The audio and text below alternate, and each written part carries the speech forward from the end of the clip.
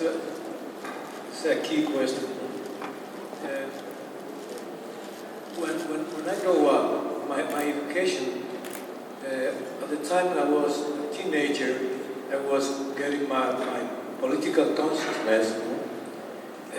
I started to realize that most of the writers, of the people whom I admired, politically, in literary terms, in political terms, most of them had been exiled or had died in exile. Because I belonged to the generation of the grandchildren of those who fought and lost the Civil War. So when I started reading, and when I started to acquire a political consciousness, and a sense, a very strong sense of opposition to the dictatorship, you always was looking for role models, role models for you as a writer and role models for you as a politically engaged person. So you came to realize that in your country to be a liberal, to be a progressive, had meant even for centuries, had meant that you were either expelled or killed in some cases. So what I came to realize was that the expulsion of the Jews was the first step in a pattern that was to repeat itself throughout the centuries. I mean, the expulsion of those who didn't fit, the expulsion of the heretic, the expulsion of the Moriscos in the 17th century. In the 18th century, the expulsion or the prison for those who belong to the Enlightenment. In the 19th century, the expulsion of the liberals. Many liberal Spaniards went into exile after the absolutist king, Ferdinand VII, came back to power. And throughout the 19th century and then the 20th century, every time there was an attempt to establish a democratic system in my country, we were so unlucky that it failed, and it failed because these people were expelled. So, being a liberal, being a progressive, meant that you somehow or other belong to the same tradition of expulsion. It is only natural that you develop an affinity with those who have been expelled. And on the other hand, if you come from a working class background, and you go on to high school and then to college, and you go to college with a scholarship, you feel that you don't exactly belong to this world, because this is the world of privilege. I mean, I am part of the first generation of working class children who in Spain went on to have a college education. So this is a social class issue.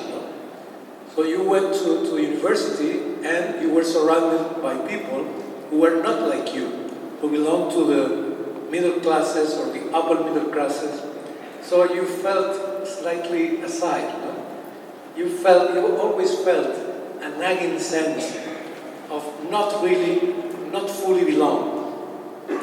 And perhaps this is the reason, aside from obvious sympathy for the sufferings of people, this is the reason that I relate so strongly to the Jewish experience.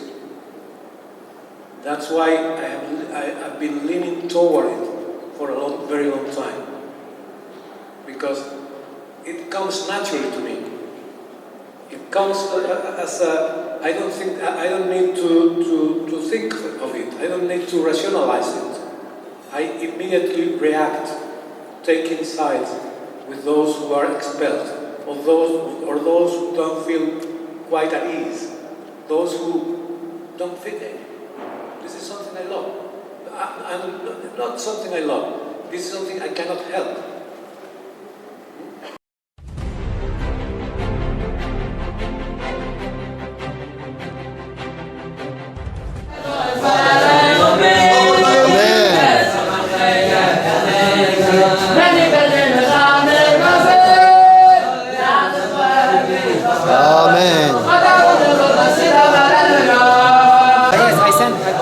I'm Stephen Benoon, and you're watching Israeli News Live.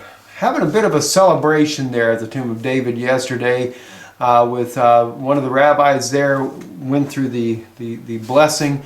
But one thing that caught my attention was a Catholic monk bringing in visitors into the tomb. Now, there's nothing wrong with, there are many Christian people that visit the Tomb of David, but it brought something else to memory as I have been watching the construction for the last 5-6 months throughout Israel. The major highways that are being built through the north of the country. In fact, the major highway they're building up there comes from the Golan all the way down to the West Bank and into Jerusalem.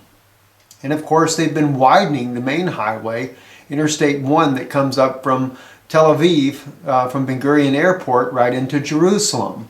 And then we have the new rail system that's being built there. All this infrastructure, and of course we would think is for the expanding of the Jewish state. But it doesn't really seem to look like that now. As we know that the Pope of Rome actually came and had a communion service last year on Mount Zion and overtook King David's tomb, and then officially they had a communion service in the Tomb of David as well the week following. The Jewish people have begun realizing that they are losing their own city. And recently we reported to you that the Palestinian police are now policing, armed police in Judea and Samaria, in the neighboring Jewish neighborhoods there, and as well as in some parts of the in the parts of Jerusalem. But something did catch my attention recently, something I thought I'd bring to your attention. Because some people might say, well, what does building highways have to do with anything?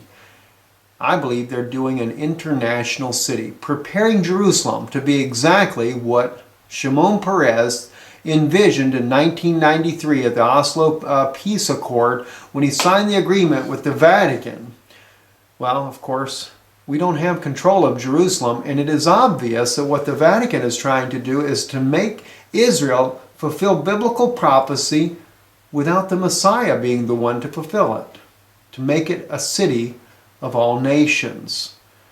Well, what would make me think that in the first place?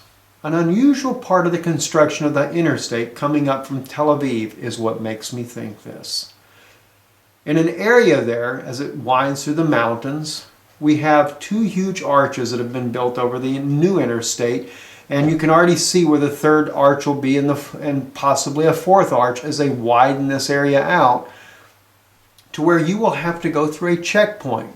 These arches kind of look like what a tunnel would look like at first, but the only thing is it's not under the mountain. It's not going under any dirt or anything like that, but it is obviously being created as a checkpoint. And what would that matter about that? Well, you're going into Jerusalem. And Jerusalem right now is part of Israel. Since 1967 war, Israel conquered Jerusalem, and so therefore it has now come under Israeli control. But if there's going to be a checkpoint now, who's really going to have control of Jerusalem? It's beginning to look like Israel will not have that control. Now, they may share the control, but it is obviously beginning to look like an international city. And they're widening all these highways, and not just from the north, even from the south. I was told by a Palestinian that they're making a huge interstate coming in from another direction into Israel, into the capital there. And what are they doing? They're getting it ready to where all nations will be able to flow into Jerusalem. And as he said to me, Jerusalem is probably the safest place on earth. He said even the Iranians don't want to see Jerusalem destroyed. All the nations of the earth want to see it preserved. The Vatican wants it preserved. The Iranians want it preserved. The Arab world wants it preserved. The Christian world wants it preserved. And it's certainly the Jewish world wants it preserved.